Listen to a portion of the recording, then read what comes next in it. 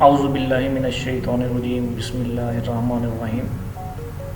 انسان کی موجودہ سپیشی ہومو سیپین کہلاتی ہے، جس کی تاریخ کا آغاز تقریباً 1.8 ملین ایئرز پہلے سے شروع ہوا۔ سب سے پہلے انسان نے پتھر کا استعمال کیا، اس کے بعد لکڑی کا استعمال کیا، اور اس کے بعد انسانی تہذیب کا دور شروع ہوا۔ جب سے انسان کی تہذیب کا دور شروع ہوا، انسان کی تخلیقی صلاحیت میں بہت حد تک اضافہ ہو گیا۔ پچھلی جتنی بھی سپیشیز ہیں ان کا خاتمہ ہو گیا، نیا دور انسان کی سویلائزیشن کا دور قرار پایا۔ اس حوالے سے دو قسم کے نظریات پائے جاتے ہیں۔ ایک نظریہ یہ ہے کہ انسان اسی پلانٹ کا حصہ ہے اور اسی پلانٹ کی جتنی بھی مخلوقات ہیں ان کی ایوولوشن یا ارتقاء کا نتیجہ ہے، اور انسان کے جتنے بھی معاملات ہیں، اس کی زندگی سے جڑے ہوئے جتنے بھی حالات و واقعات یا معاملات ہیں، وہ سارے کے سارے اسی پلانٹ سے ہی کنیکٹڈ ہیں۔ جبکہ دوسرا نظریہ اس سے بالکل مختلف ہے اور کافی حد تک مختلف ہے، جس میں اس چیز کی تردید کر دی جاتی ہے کہ انسان اس پلانٹ کا حصہ ہے، بلکہ یہ تصور کیا جاتا ہے کہ انسان ایوولوشن سے بالکل ہی مبرہ ہے، انسان جیسے پیدا ہوا ویسے ہی موجودہ شکل میں موجود ہے۔ انسان کسی دوسرے پلانٹ سے یہاں پہ آیا ہے، جس کو اللہ نے بھیجا ہے، اور وہ جنت سے یہاں پہ آ گیا ہے۔ یہاں سے مذہبی عقائد یا مذہبی خیالات، نظریات کی بنیاد پڑتی ہے۔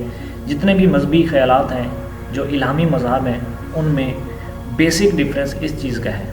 جو الہامی مذاہب اس چیز پہ بلیو رکھتے ہیں کہ انسان بالکل اسی شکل میں تخلیق ہوا اور اس کا نزول جنت سے ہوا، جبکہ سائنس اس چیز کو بالکل ہی رد کرتی ہے، اور سائنس اس کو ایوولوشن کے ذریعے ارتقاء میں لے جاتی ہے اور اس کو پھر زمینی مخلوقات سے جوڑتی ہے۔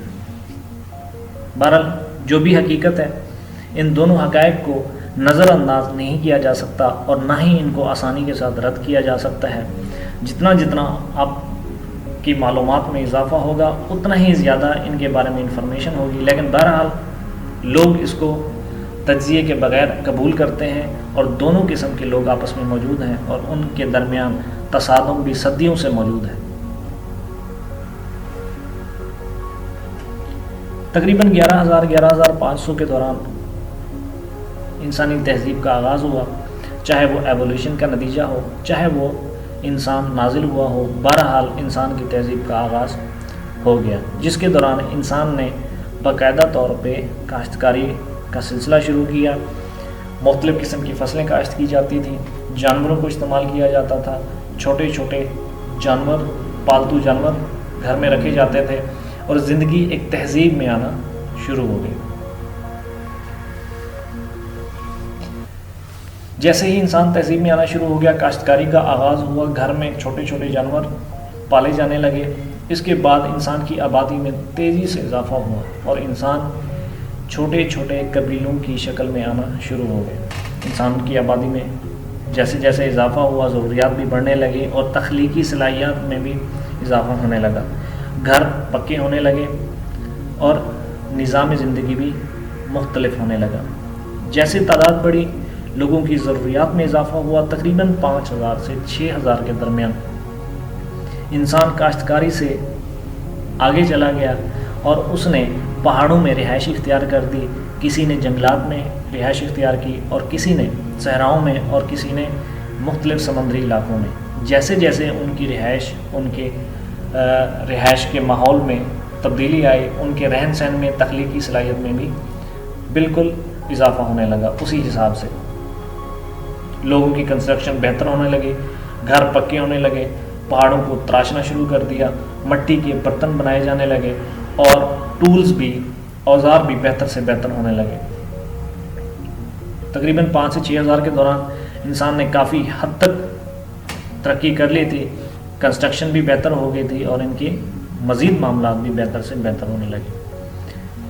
کاشتکاری کے دوران کافی حد تک آبادی پھیل گئی، سینٹرل ایشیا، مصر تک، اور تقریباً ایشیا تک آبادی پھیل چکی تھی، اور وہ ابھی تک بھی دیہی آبادی کہلاتی تھی، کہیں بھی ابھی تک شہر وجود میں نہیں آئے۔ چھوٹے چھوٹے حکومتیں بھی بننے لگیں، چھوٹے چھوٹے سردار بھی قبیلے کے بننے لگے، اور اس دوران چھوٹے یا زیرو پوائنٹ پہ حکومتیں بھی ڈیزائن ہونا شروع ہو گئیں۔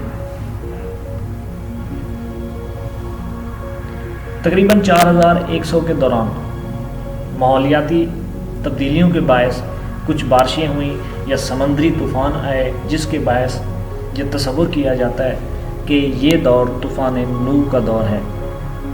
اس دور میں انسان کی بہت ساری آبادی ختم ہو گئی اور نئی زندگی کا آغاز ہوا، اور یہاں سے باقاعدہ طور پہ کیلنڈر بھی موجود ہیں۔ کیلنڈر سے نئی انسانی تاریخ کا پتہ چلتا ہے، اور اس کو کیلنڈر سے بھی اندازہ لگایا جا سکتا ہے۔ بہرحال طوفان نوح کے بعد جتنی بھی آبادی بچی، اس نے نئے طریقے سے زندگی کا آغاز کیا، اور انہوں نے پچھلی کی نسبت بہت تیزی سے ترقی کی۔